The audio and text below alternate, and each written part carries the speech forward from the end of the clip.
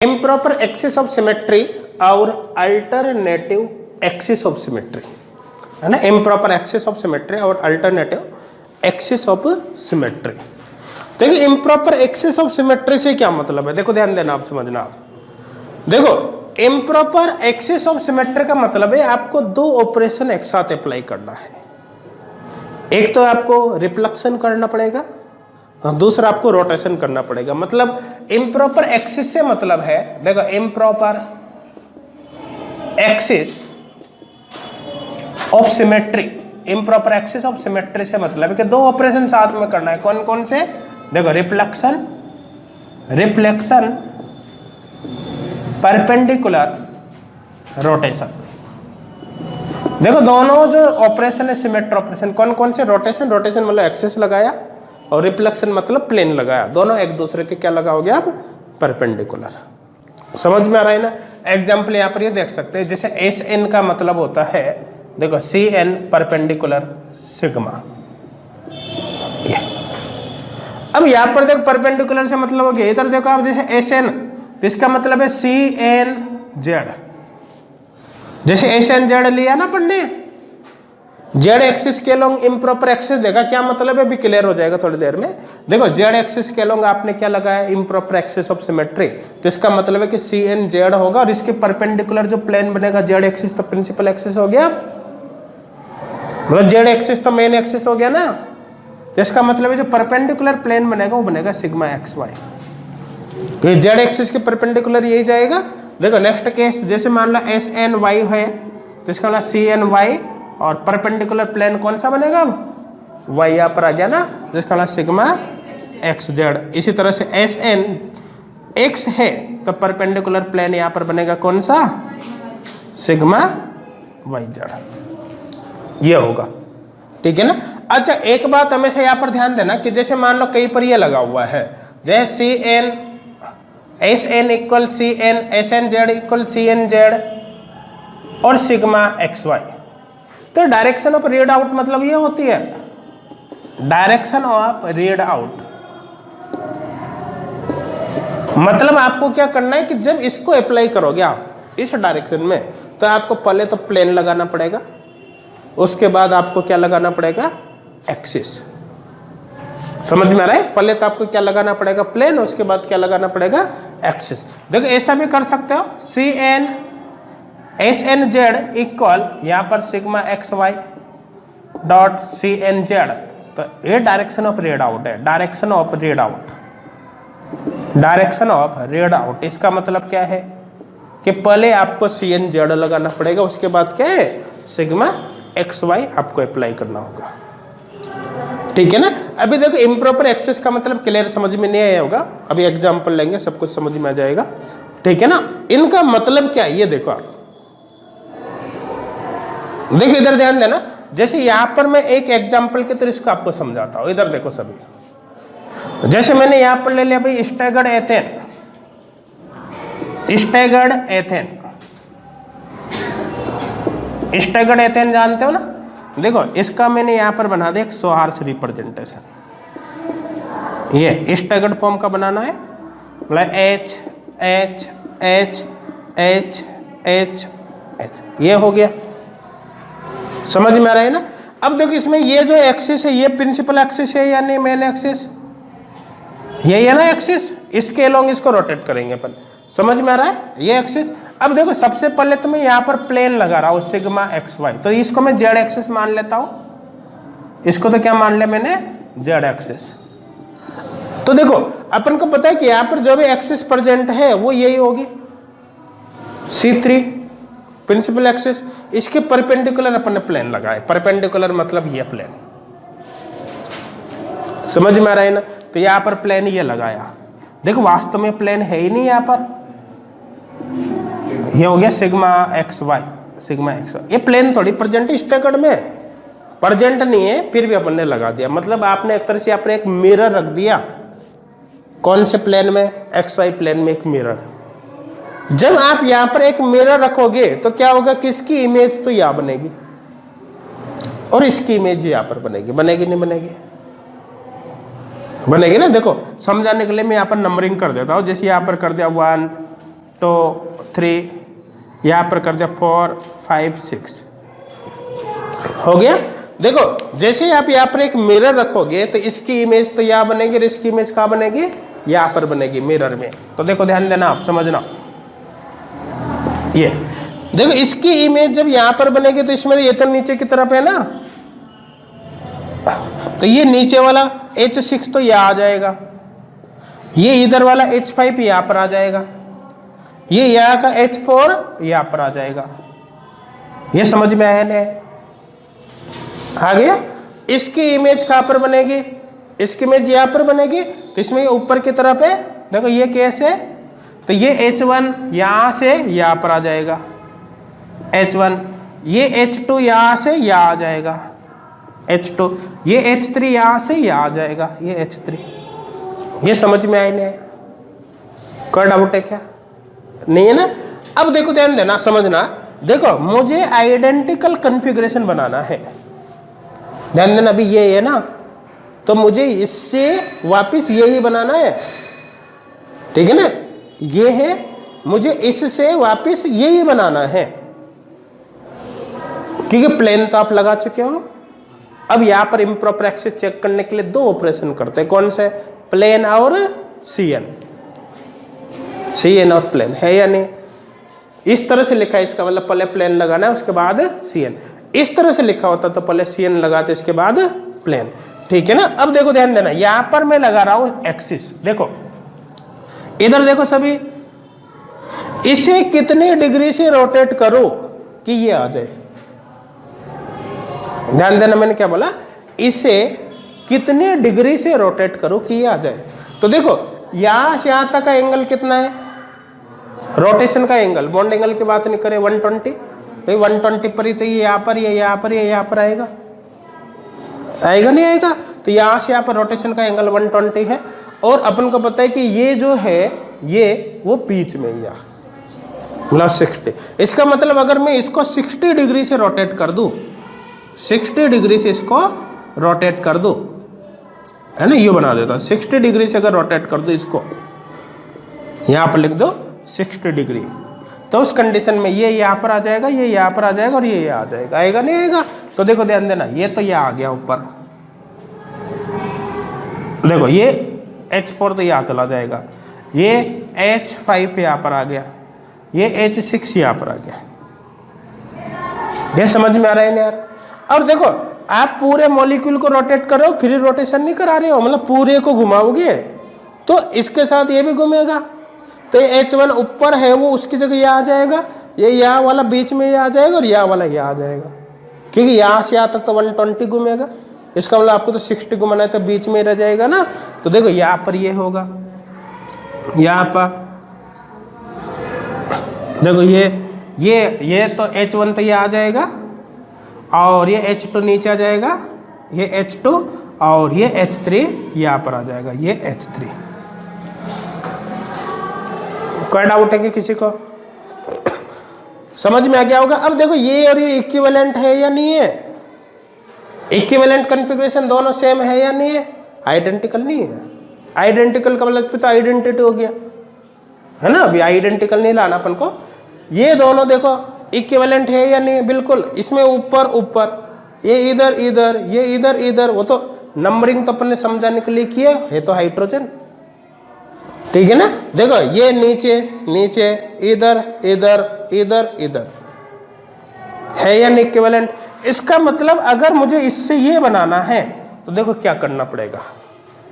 इससे ये बनाने के लिए 2 सिमेट्री ऑपरेशन किया। पहले क्या लगाया, प्लेन या रोटेशन, प्लेन लगाया ना, तो जो पहले लगाओगे उसको बाद में लिखा जाता है, और जिसको बाद में अप्लाई करेंगे उसको पहले लिखा जाएगा। यहाँ पर कितने डिग्री से घुमाया, 60 से, तो थीटा की वैल्यू कितनी होगी, 60 होगी ना, तो n कितना होगा, 360 बाई थीटा, मतलब 360 बाई 60 इक्वल 6। तो इसका मतलब यहाँ पर आपने C6 लगाया, कौन से एक्सिस के लॉन्ग लगा दिया, जेड एक्सिस के लॉन्ग। ये है ना जेड एक्सिस, ये इसके लॉन्ग घुमा रहे हो आप, इसके एक्सिस के लॉन्ग, ये समझ में आ रहा है नहीं आ रहा। तो अब मेरे हिसाब से क्लियर हो गया होगा। तो यहाँ पर अपन ने पहले तो लगाए बाद में लगाए, तो देखो यहाँ पर होगा 6z और ये सिग्मा xy, और इसको मिलाकर अपन बोलेंगे, देखो C6 लगाया ना, तो इसका मिलाकर बोलेंगे अपन S6z, इसको मिलाकर क्या बोलेंगे S6z। अरे एक बार और समझेंगे, पहले आप इसको नोट कर लो एक बार। हाँ बना लिया सबने हो गया ना। पूरा मॉलिक्यूल रोटेट करना है कंप्लीट, एक पर्टिकुलर पार्ट को रोटेट नहीं करना है, पूरा करना है कंप्लीट। तो देखो इसको एक मॉडल के थ्रू अपन समझने की कोशिश करते हैं। देखो ध्यान देना,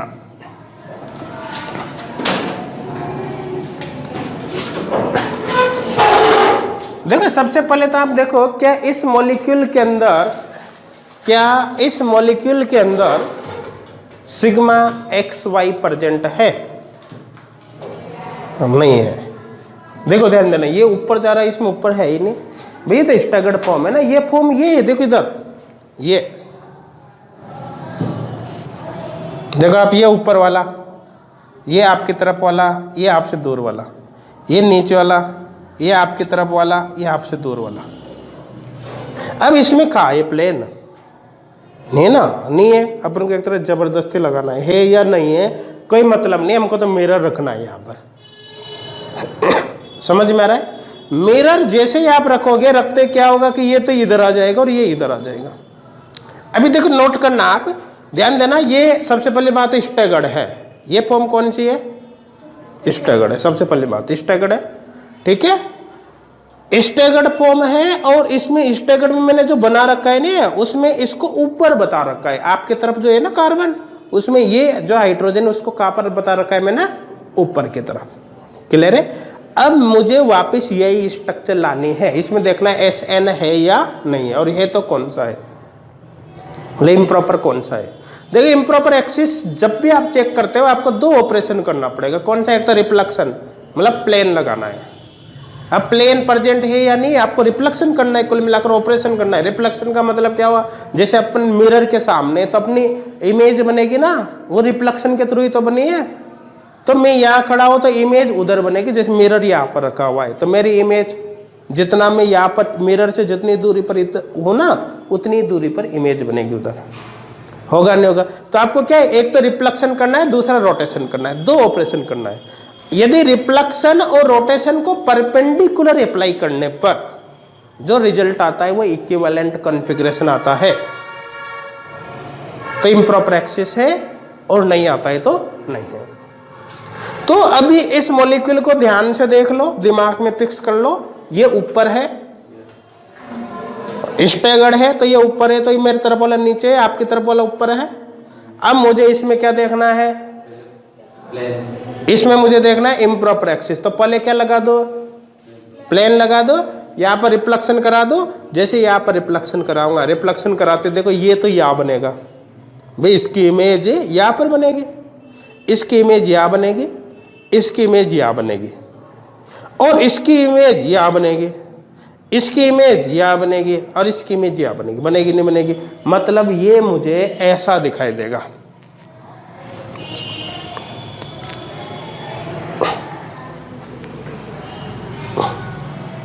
ऐसा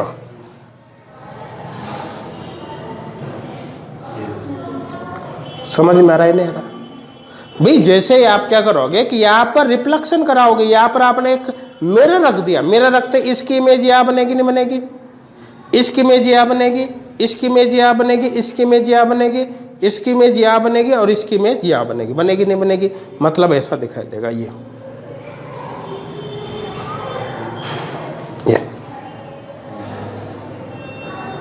समझ में आ रहा है? किसी को कोई डाउट है क्या? नहीं, देखो इसकी इमेज यही आ रही है जहाँ मैंने पकड़ रखा है, और नीचे वाले की इमेज देखो यहाँ आ रही है, आ रही नहीं आ रही? तो ये रिफ्लेक्शन करवा दिया।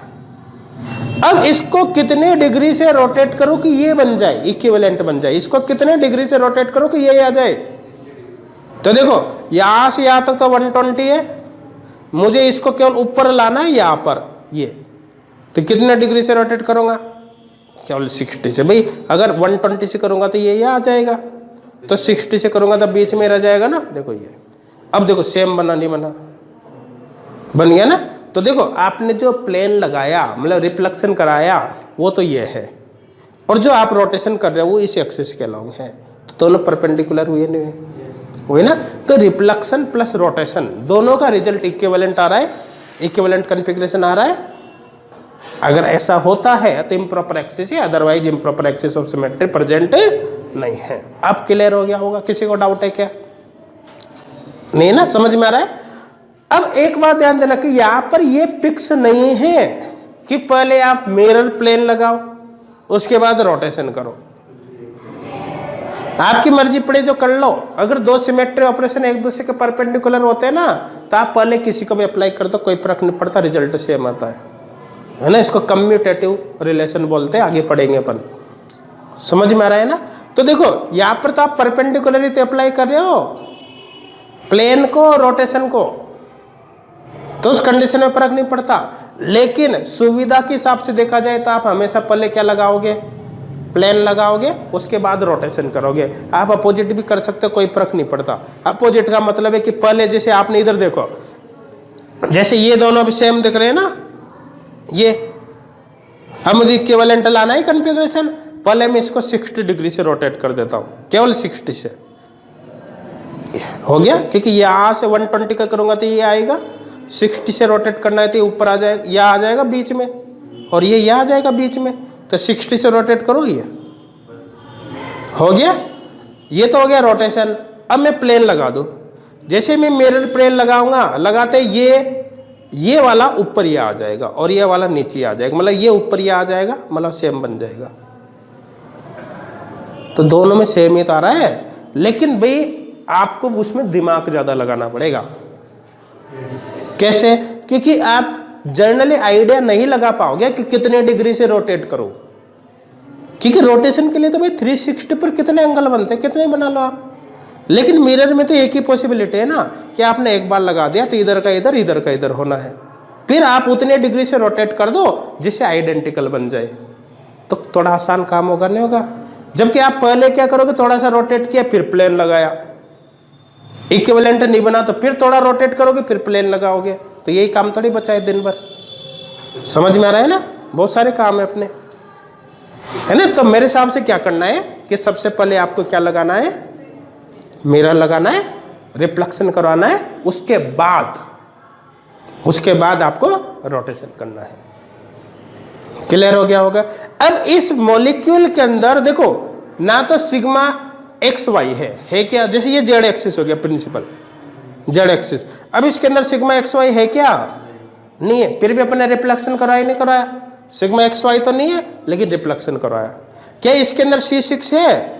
नहीं, इसके अंदर तो C3 है। 3 बार तो रिपीट होगी स्ट्रक्चर, लेकिन अपने अप्लाई क्या किया? C6। ना तो इसके अंदर C6 है, ना ही सिग्मा एक्स वाई है। उसके बावजूद भी दोनों का जो रिजल्ट है वो एक इक्विवेलेंट कॉन्फ़िगरेशन है। वो कौन सा कॉन्फ़िगरेशन है? इक्विवेलेंट। तो कहने का मतलब यह है कि किसी मॉलिक्यूल में सिग्मा प्रेजेंट है या नहीं है, कोई इशू नहीं है। किसी मॉलिक्यूल में रोटेशन मतलब एक्सिस प्रेजेंट है या नहीं, कोई इशू नहीं है।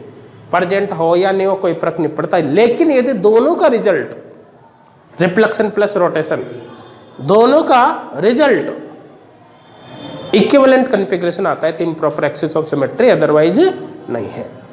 अब क्लियर हो गया होगा?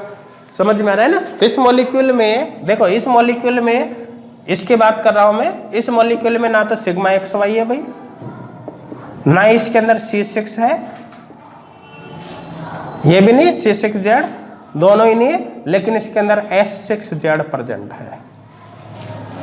S6Z इसके अंदर प्रेजेंट होगा।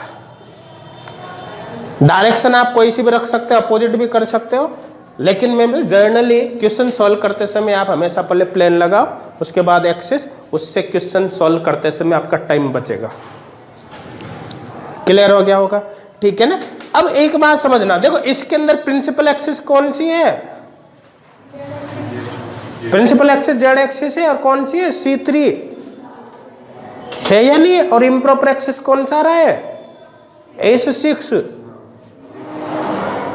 आ रहा ही नहीं आ रहा? मॉलिक्यूल किस टाइप का है? स्टैगर्ड। ये फिक्स है। स्टैगर्ड और स्टैगर्ड लाइक मॉलिक्यूल्स के अंदर जो Cn होगा, प्रिंसिपल एक्सिस Cn होगा, उसका डबल ही Sn होता है। जैसे आप स्टैगर्ड लाइक में आ रहा है, स्टैगर्ड एथेन इसमें प्रिंसिपल एक्सेस C3 आ रहा है तो इसका डबल S6 आ रहा है। देखो अब और भी केस, जैसे स्टैगर्ड पेरोसिन, वहां पर C5 आएगा तो इसका मतलब S10 प्रेजेंट होगा। स्टैगर्ड क्रोमोसिन C6 आएगा मतलब S12 होगा। स्टैगर्ड यूरेनसिन C8 आएगा मतलब वहां पर S16 होगा। समझ में आ रहा है नहीं आ रहा? देखो एलिन C2 है, स्टैगर्ड लाइक है तो जैसे वहां पर S4 प्रेजेंट होगा। ठीक है ना, लिंक करके पढ़ोगे ना तो कोई बहुत आसान काम है, और रटने की कोशिश करोगे तो कुछ भी नहीं कर सकते इनमें। समझ में आ रहा है ना? तो देखो ये फिक्स है कि स्टैगर्ड लाइक मॉलिक्यूल्स में हमेशा क्या होता है, डबल। तो यहां पर देखो staggered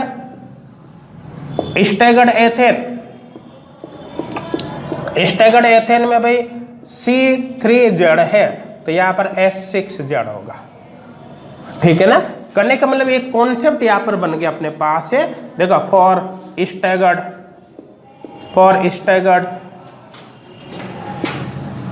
and staggered like, for staggered and staggered like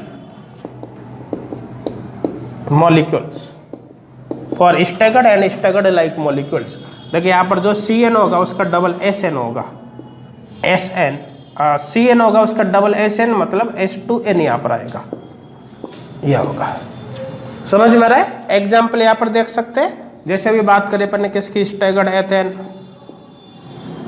ethane क्या है रिलेशन भाई इसके लिए? देखो C3 है तो इसके अंदर S6 होगा। स्टैगर्ड पेरोसिन देखिए इसके अंदर C5 है तो यहाँ पर S10 होगा, C5 है तो S10 होगा। देखो नेक्स्ट केस स्टैगर्ड क्रोमोसिन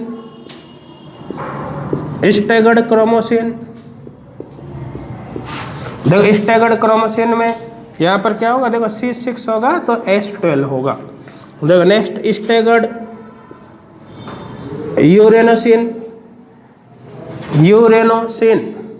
स्टैगर्ड यूरेनोसिन में C12 है, यूरेनोसिन है C8 है तो यहाँ पर S16 होगा। देखो एलिन में क्या है, C2 है ना तो यहाँ पर S4 प्रेजेंट होगा। समझ में आ रहा है सबको? देखो नेक्स्ट टेट्राहेड्रॉन, जैसे टेट्राहेड्रॉन ले लिया, टेट्राहेड्रॉन लाइक जैसे टेट्राहेड्रॉन हो गया जैसे CH4 CCl4 PO4 -3 SO4 -2 है ना, एटसेट्रा। आपको पता है इसे, क्लियर है? देखो टेट्राहेड्रॉन क्या स्टैगर्ड लाइक मॉलिक्यूल है? C2 के रेस्पेक्ट में है या नहीं है भाई? अपन को पता है वो स्टैगर्ड नहीं है, लेकिन C2 के रेस्पेक्ट में तो स्टैगर्ड लाइक ही बन रहा है वो। देखो ये टेट्राहेड्रॉन, ये अपन को पता है ये कहीं से भी स्टैगर्ड नहीं है, लेकिन जब स्पेशली अपन C2 एक्सिस के अलोंग देखेंगे C2 तो ये स्टैगर्ड ही दिखेगा। इसका मतलब C2 के रेस्पेक्ट में स्टैगर्ड लाइक बन रहा है तो C2 के रेस्पेक्ट में इसमें S4 भी बनेगा। बनाकर बताओ एक बार, देखो ध्यान देना।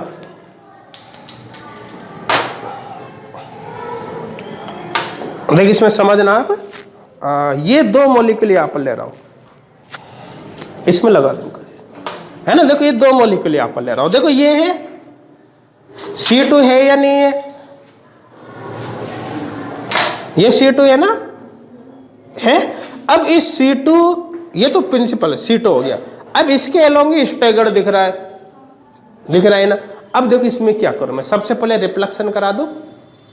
रिफ्लेक्शन कराऊंगा तो इस एक्सिस, इसके रेस्पेक्ट में स्टैगर्ड लाइक, यहां से रिफ्लेक्शन करा है। रिफ्लेक्शन कराते ये जो दोनों ऊपर है इनका तो इमेज नीचे बनेगी, और ये जो दोनों नीचे है इनकी इमेज या ऊपर बनेगी। यही होगा ना, मतलब जैसे आप रिफ्लेक्शन कराओगे ये ऐसा दिखाई देगा आपको,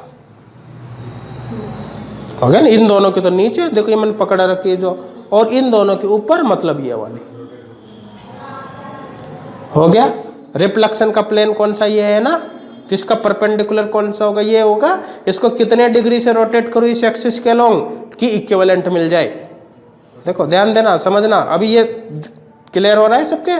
कितने डिग्री से रोटेट करो 90 डिग्री से। देखो ये आ गया ना भाई, यहाँ से यहाँ तक का तो 180 है, तो बीच में तो लाना है आपको। तो देखो 90 डिग्री पर, तो इसके अंदर C2 है और यहाँ पर कितने डिग्री से रोटेट किया, 90 से, मतलब 360/90। n की वैल्यू कितनी होगी, 4, तो S4 हुआ नहीं हुआ, हो गया ना। तो डबल आ रहा ही नहीं आ रहा, तो करने का मतलब फिक्स है कि स्टैगर्ड लाइक का केस है तो डबल आना है।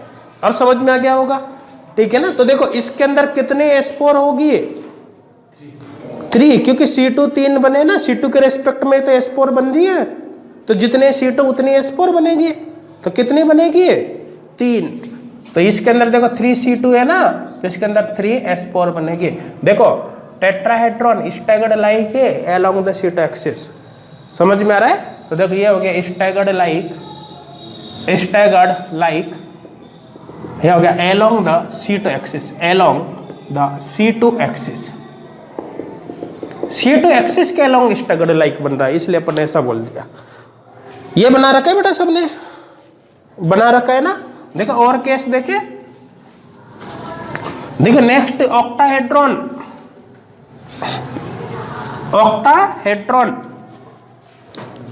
देख इधर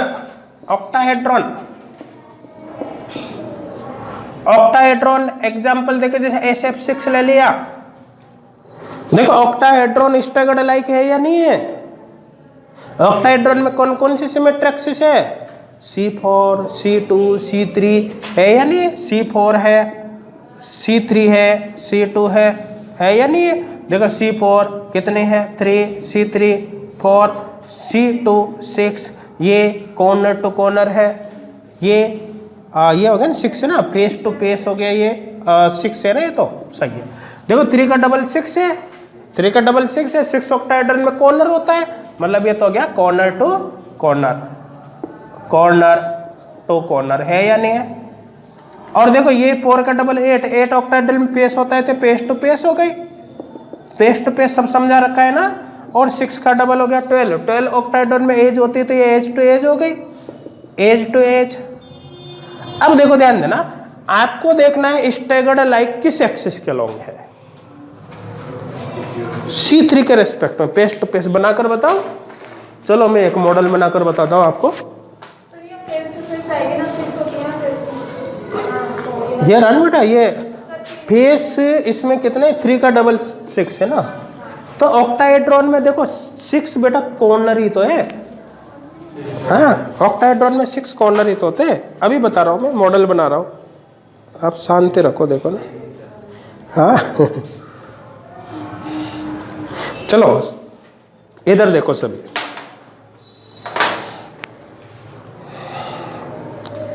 ये ऑक्टाहेड्रॉन हो गया ना। ऑक्टाहेड्रॉन में कॉर्नर कितने बनेंगे, 2 4 6 कॉर्नर है, तो 3 का डबल 6 तो कॉर्नर टू कॉर्नर है। पेज कितने हैं, 8 है, 1 2 3 4 नीचे, तो पेज टू पेज। कब क्लियर है, ठीक है ना। अब देखो ध्यान देना, अगर मैं इसे ऑक्टाहेड्रॉन को C4 एक्सिस के अलोंग देखता हूँ, C4 axis, C4 corner to corner है, मतलब ये कैसे भी आपको स्टैगर्ड दिख रहा है क्या, नहीं दिख रहा। C4 एक्सिस के अलोंग तो स्टैगर्ड नहीं दिख रहा, स्टैगर्ड में तो घुमा हुआ दिखता है ना, इधर और इधर ही नहीं दिख रहा है ना। C2 के रेस्पेक्ट में एज टू एज, यहाँ से देखो आप, क्या आपको ये दिख रहा है कि ये थोड़ा U, ये तो U है प्लेन में, ये घुमा हुआ वो नहीं है। C2 के रेस्पेक्ट में स्टैगर्ड नहीं बन रहा। अब C3 के रेस्पेक्ट में देखो पेस टू पेस, जैसे ये पेस, ये पेस, ये आप इन 3 एटम पर फोकस करो, 1 2 3, इन तीनों को मिलाते एक ट्राइंगल बन रहा है, नहीं बन रहा, बन रहा है ट्राइंगल। अब मेरी तरफ वाले 3 को मिलाओ, 1 2 3, यहाँ पर ट्राइंगल बन रहा है। ये जो ट्राइंगल बन रहा है इसका कॉर्नर किधर है, ऊपर है या नहीं। इधर देखो ये जो ट्राइंगल बन रहा है इन तीनों को मिलाने पर, इसका कॉर्नर किधर है, नीचे, ये नीचे, इसका ऊपर, अपोजिट आ रहा है नहीं आ रहा। तो C3 के रेस्पेक्ट में स्टैगर्ड लाइक बना नहीं बना ऑक्टाहेड्रॉन, बन गया ना।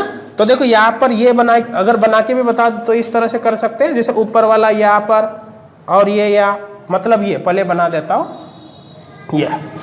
ये केस है। देखो यहाँ पर इस तरह से बना दिया मैंने, ये समझ में आ रहा है। देखो ये तो पीछे वाला एटम यहाँ पर हो गया, ये यहाँ हो गया, और इधर वाला यहाँ हो गया, ये ऊपर वाला ये यहाँ हो गया, और इसका देखो आप ऊपर वाला है ना, ये यहाँ हो गया, ये यहाँ हो गया, और ये वाला यहाँ हो गया स्टैगर्ड। यहाँ पर C3 के रेस्पेक्ट में स्टैगर्ड लाइक बन रहा है ये, जैसे वाला C3 के रेस्पेक्ट में स्टैगर्ड लाइक है, तो इसका मतलब यहाँ पर इम्प्रॉपर एक्सिस होगी। और कौन सी होगी? डबल। तो C3 से डबल होगी नहीं होगी? तो इसमें C3 कितने हैं? 4। तो C3 का डबल S6 कितने होंगे? S6 भी 4 होंगे, तो 4S6 प्रेजेंट होंगे यहाँ पर। तो देखो 4C3 है, इसका मतलब 4S6 यहाँ पर प्रेजेंट होंगे। ये ऑक्टाहेड्रॉन हो गया। तो अब स्टैगर्ड लाइक का पूरा कॉन्सेप्ट क्लियर हो गया होगा इम्प्रॉपर एक्सिस से संबंधित। किसी को कोई डाउट नहीं होगा, समझ गए सभी? ठीक है ना। अब देखो नेक्स्ट केस देखते हैं। ये तो क्या, देखो इम्प्रॉपर एक्सिस ऑफ सिमेट्रिक केवल स्टैगर्ड लाइक मॉलिक्यूल में हो ऐसा जरूरी थोड़ी, बाकी में भी हो सकती है। देखो नेक्स्ट केस देखते हैं, बस ये कर ले बेटा सबने। देखो नेक्स्ट केस देखते हैं, जैसे मैं प्लेनर एक BF3 का केस ले रहा हूं, BF3 का केस लेता हूं। देखो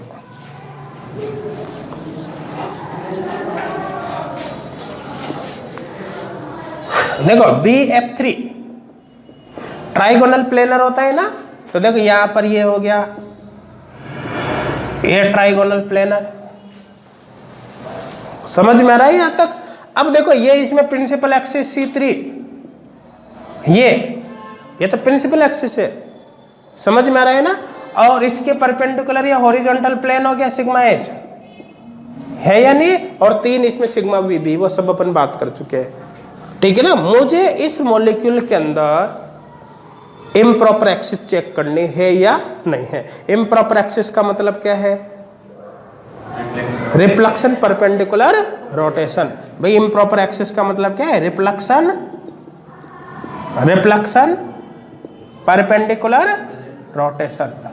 अगर ऐसा होगा भाई कैसे भी लगा दो आप, उससे फर्क नहीं पड़ता। मैंने बताया ना कि ऐसा लिखा, इसको मतलब पहले रोटेशन करोगे बाद में रिफ्लेक्शन। ऐसा लिखते हैं रोटेशन परपेंडिकुलर रिफ्लेक्शन, इसका मतलब पहले क्या किया? रिफ्लेक्शन, उसके बाद रोटेशन। क्या डायरेक्शन हमेशा ये होती है। ऐसा करना सुविधाजनक होता है, मतलब थोड़ा आसान काम होता है, इसलिए आप ऐसा करो। बाकी तरीका दोनों ही सही है, आप कैसे भी कर सकते हो।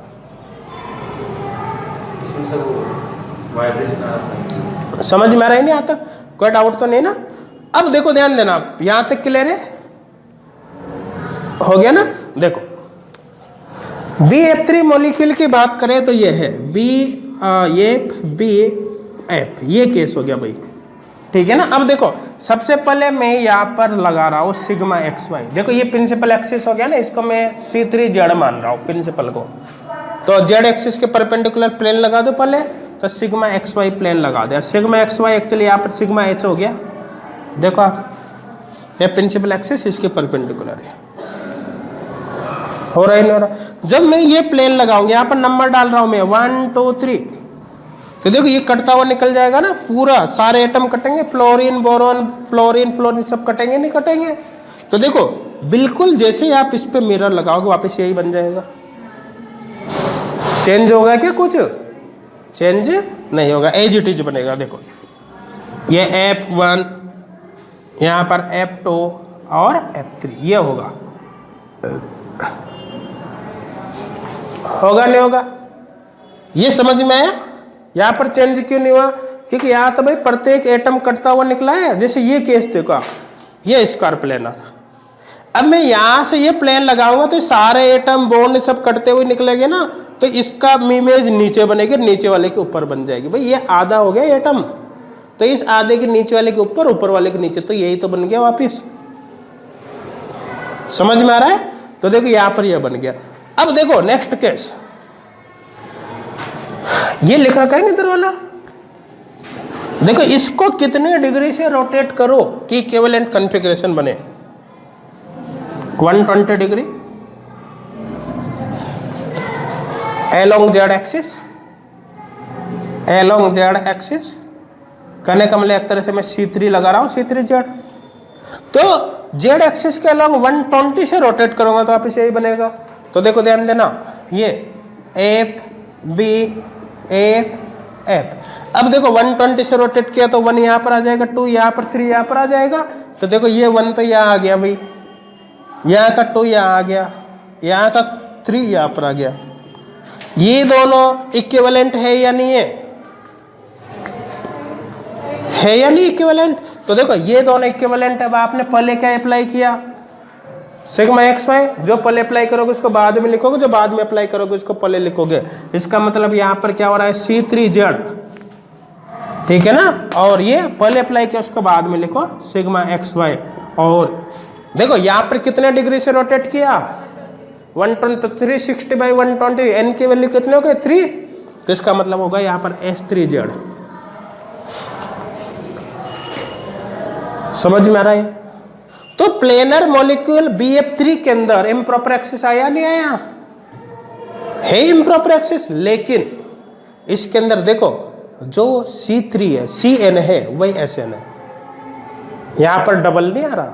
इसका सीधा सीधा मतलब क्या हुआ कि प्लेनर लाइक मॉलिक्यूल्स के अंदर इम्प्रॉपर एक्सिस है, लेकिन CN होगा तो SN ही होगा। तो यहां भी एक रिलेशन निकल गया, कॉन्सेप्ट बन गया अपना, ठीक है ना। तो देखो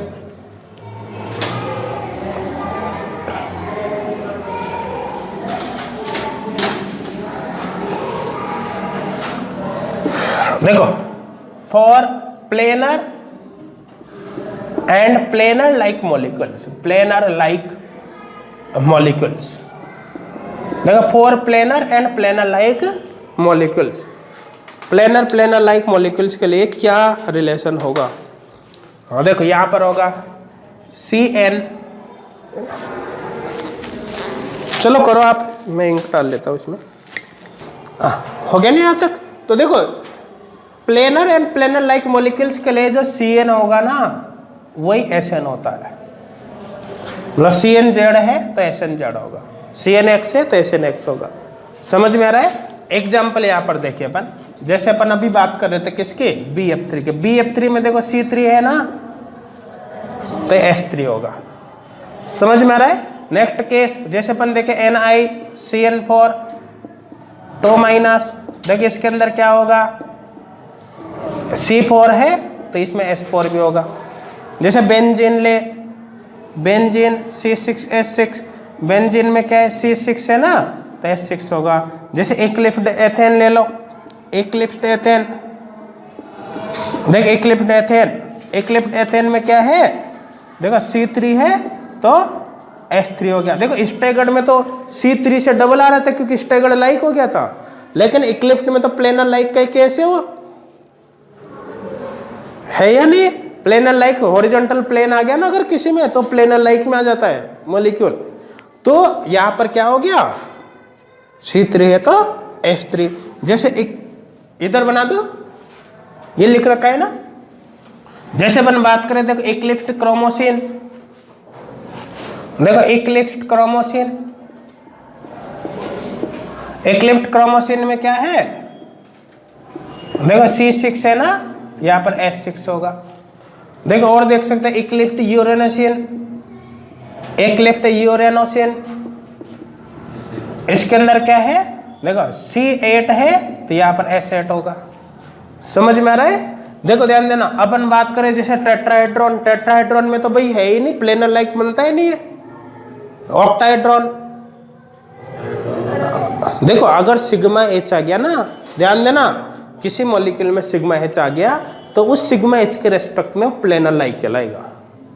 देखो जैसे ऑक्टाहेड्रॉन की बात करें, ऑक्टाहेड्रॉन, ऑक्टाहेड्रॉन लाइक, ठीक है ना, ऑक्टाहेड्रॉन लाइक SF6।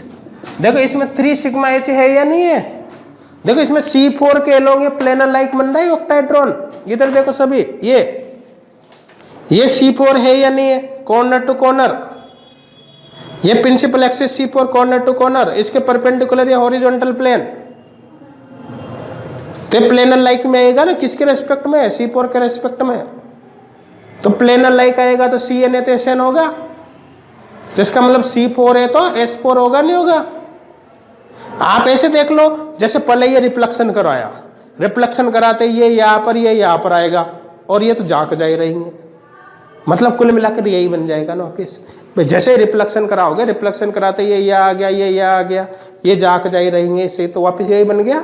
अब कितने डिग्री से रोटेट करोगे, ये आए 90 डिग्री से, तो reflection plus rotation, rotation 90 degree का है तो C4 हो गया, C4 से S4 हो रहा ही नहीं हो रहा। तो अब यहाँ पर कितने S4 होंगे, कितने एक्सिस के अलोंग प्लेनर लाइक बन रहा है, देखो C4 1 2 3, तो इसका मतलब S4 भी कितने होंगे, 3 ही होंगे। समझ में आ रहा है ना। तो देखो यहाँ पर हो गया, जैसे इसमें देखो 3C4 है तो यहाँ पर हो गया 3S4। कोई डाउट है क्या? टेट्राहेड्रॉन में है क्या सिग्मा H? टेट्राहेड्रॉन में सिग्मा H ही नहीं बनता, तो उसके अंदर इसका मतलब है इस तरह का केस नहीं बनेगा। कोई डाउट है क्या? नहीं समझ में आ रहा है सबको ये? नहीं नहीं नहीं नहीं ऐसे कुछ भी निष्कर्ष मत निकालो, है ना। कोई सा भी हो सकता है बेटा। प्लेनर जो है BF3 उसमें भी तो C3 है, क्या वो प्लेनर नहीं है?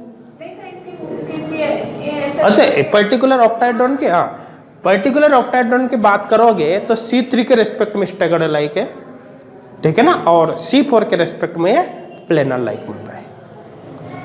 कोई डाउट है क्या? नहीं ना, समझ में आ रहा है। तो आप मेरे हिसाब से देख सकते हो, है ना। इम्प्रॉपर एक्सिस चेक कर सकते हो। तो देख स्टैगर्ड लाइक में तो क्या होगा, डबल हो जाएगा, और प्लेनर लाइक में क्या होगा, सेम रहेगा। समझ में आ रहा है ना। देखो नेक्स्ट जैसे PCl5, देखो PCl5 ट्राइगोनल बाई पिरामिडल होता है ना, ट्राइगोनल बाई पिरामिडल देखो प्लेनर लाइक का केस है या नहीं है? देखो ये PCl Cl Cl Cl Cl, समझ में आ रहा है, ये प्लेनर लाइक का केस हो गया, प्लेनर लाइक का केस हो गया। तो इसका मतलब क्या होगा, दिस C3 है ना भी, अपन को पता है ये एक तो डैश पर चला जाएगा और ये वेज पर चला जाएगा, है या नहीं। तो ये जो डैश पर बोर्ड के पीछे गए, वेज पर बोर्ड के आगे, मतलब ये प्लेन हो जाएगा सिग्मा H, क्योंकि ऊपर नीचे तो Cl ही है या नहीं। तो इसका मतलब इसमें क्या होगा, सिग्मा H आ गया ना, तो मतलब सेम होगा। C3 है तो S3 प्रेजेंट होगा, तो इसके अंदर C3 है S3 प्रेजेंट होगा। अब मेरे हिसाब से कोई डाउट किसी को नहीं होगा। देखो और मॉलिक्यूल देखते हैं, जैसे इधर देखो आप, जैसे अपन ने ले लिया, देखो chair form of cyclohexane, chair form of cyclohexane, देखो chair form of cyclohexane staggered like है, just like staggered ethane. Staggered like में क्या करते हो, डबल करते हो ना, तो इसमें C3 है, तो इसका मतलब है S6 होगा। देखो S8 मॉलिक्यूल कौन सा होता है, स्क्वायर स्टैगर्ड लाइक आ गया ना, तो इसका मतलब इसमें C4 है, तो कौन सा होगा, S8 होगा, तो इसके अंदर C4 है, S8 प्रेजेंट है। ध्यान देना ये मॉलिक्यूल है, ये इम्प्रॉपर एक्सिस है। समझ में आ रहा है ना। देखो ये इम्प्रॉपर एक्सिस है। अब मुझे नहीं लगता आपको कोई डाउट होगा किसी केस में, कर लोगे, कोई डाउट तो नहीं किसी को, समझ में आ रहा है ना। कर लो इसको कंप्लीट नोट। हाँ कर लिया सबने, हो गया यहाँ तक, ठीक है ना। तो मेरे हिसाब से क्लियर हो गया होगा सब कुछ। एक बात और ध्यान देना आप, देखो पिरामिडल लाइक मॉलिक्यूल्स में इम्प्रॉपर एक्सिस प्रेजेंट नहीं होती। ध्यान देना क्या बोला, pyramidal and pyramidal like molecules में improper axis of symmetry present नहीं होती। इंपॉर्टेंट करके लिखना। देखो axis of symmetry, improper axis of symmetry, direct SN ही लिख देता हूँ, SN is always absent in pyramidal and pyramidal like molecules,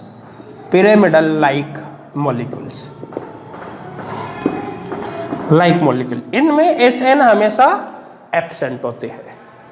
example यहाँ पर देखें, जैसे NH3, H2O, देख क्लोरोबेंजीन, ठीक है ना। कोई से भी एग्जाम्पल ले लो, कोई फर्क नहीं पड़ता। देखो CH2, Cl2। अच्छा ये पिरामिड, देखो वाटर को अपन इस कैटेगरी में रखा ना, तो ये जस्ट लाइक वाटर ही तो है, बता रखा है ना। वाटर में नहीं तो इनमें भी नहीं होगा, सीधा कॉन्सेप्ट है। देखो CH3Cl, ठीक है ना, HC triple bond C, CH3 etcetera. अब आप सोचोगे कि इन मॉलिक्यूल्स में इम्प्रॉपर एक्सिस प्रेजेंट कैसे नहीं है। देखो एक एग्जांपल लेकर देखते हैं। अमोनिया, इधर देखो सभी, ये अमोनिया, यहां पर देखो एक्सिस ये है, ये ना, ये अमोनिया हो गया, ये एक्सिस प्रेजेंट है, ये है ना। अब सबसे पहले क्या कराओगे, रिफ्लेक्शन कराओगे, नहीं कराओगे रिफ्लेक्शन। तो देखो इस एक्सिस के परपेंडिकुलर, इस एक्सिस के परपेंडिकुलर ये रिफ्लेक्शन करा दिया। जैसे रिफ्लेक्शन कराओगे, कराते नीचे वाले ऊपर आएंगे, ऊपर वाले, ऊपर तो कुछ है ही नहीं, ये नीचे वाले ऊपर आ जाएंगे, ये ऊपर आते कुल मिलाकर ये आपको ऐसा दिखाई देगा। एक मिनट एक और बना देता हूं मैं। देखो ये पिरामिडल है। अब आपने क्या किया, इसमें सबसे पहले रिफ्लेक्शन कराई है। रिफ्लेक्शन कराते जो नीचे वाले एटम है, ये अमोनिया के हाइड्रोजन एटम, ये कहाँ चले जाएंगे, ऊपर। मतलब ये आपको ऐसा दिखाई देगा रिफ्लेक्शन कराते। देखिएगा नहीं देखिएगा, देखिएगा ना। अब इसको कितने डिग्री से घुमाओ कि ये बन जाए, क्योंकि रिफ्लेक्शन ये लगाया ना आपने, तो भाई रिफ्लेक्शन ये करवा रहे हो आप, ये प्लेन लगाया तो रोटेशन इसके परपेंडिकुलर ही होगा, ये मतलब इस एक्सिस के अलोंग ही होगा। तो देखो यहां पर रिफ्लेक्शन करवाते ही ये नीचे वाले ऊपर आ जाएंगे, मतलब ये बनेगा। अब रिफ्लेक्शन के प्लेन ये है तो रोटेशन का तो यही होगा ना। तो कितने डिग्री से घुमाओ कि ये बन जाए,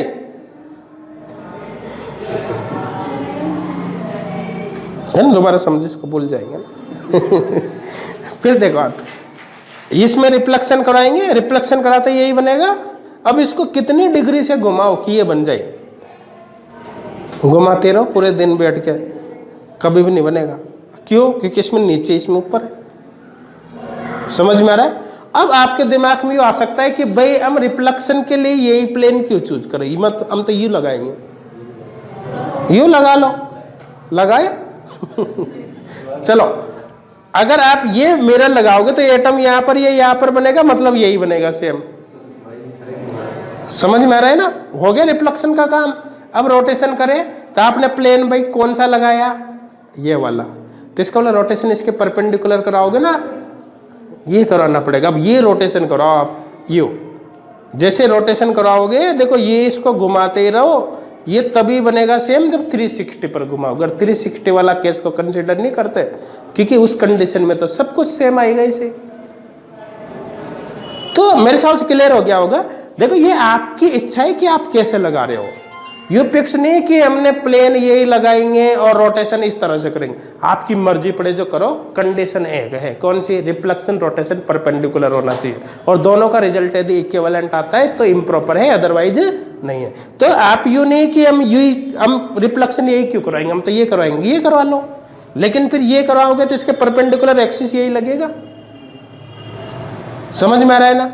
अगर आप रिफ्लेक्शन इस प्लेन के अलोंग करवाते हो, इस प्लेन के अलोंग, तो फिर इसके परपेंडिकुलर एक्सिस ये लगेगा, और दोनों ही कंडीशन में यहाँ पर इक्विवेलेंट कॉन्फ़िगरेशन नहीं बनता। अब मेरे हिसाब से क्लियर हो गया होगा कि पिरामिडल लाइक मॉलिक्यूल्स में इम्प्रॉपर एक्सिस प्रेजेंट क्यों नहीं होता। कोई डाउट है क्या, नहीं, क्लियर है सबके, ठीक है ना। चलो कल करेंगे आशा है ना। ये पूरा ये जितना भी है ना अपने, ये खत्म हो गया। अब देखो आइडेंटिटी हो गई खत्म, एक्सिस ऑफ सिमेट्री हो गए, प्लेन ऑफ सिमेट्री हो गए, प्लेन में sigma H, sigma B, sigma D, centre of symmetry हो गए, इम्प्रॉपर एक्सिस भी हो गए ना। कैसे पहचानोगे, सब क्लियर हो गया होगा। लेकिन एक तो तरीका होता है कि आपको एक मॉलिक्यूल दे दिया जाए, जैसे आपसे पूछ लिया जाए ऑक्टाहेड्रॉन। अब आपसे पूछा जाए बताइए ऑक्टाहेड्रॉन में कौन कौन से सिमेट्री एलिमेंट है, आप एक एक को चेक करोगे, किसको, किसमें कौन सा प्लेन है, सिग्मा एच है, सिग्मा बी है, सिग्मा डी है, फिर सेंटर ऑफ सिमेट्री चेक करोगे, ठीक है ना। इसी तरह से आप उसमें चेक करोगे एक्सिस ऑफ सिमेट्री, कौन से एक्सिस से कितनी संख्या में, सब चेक करोगे तो कितना टाइम लगेगा।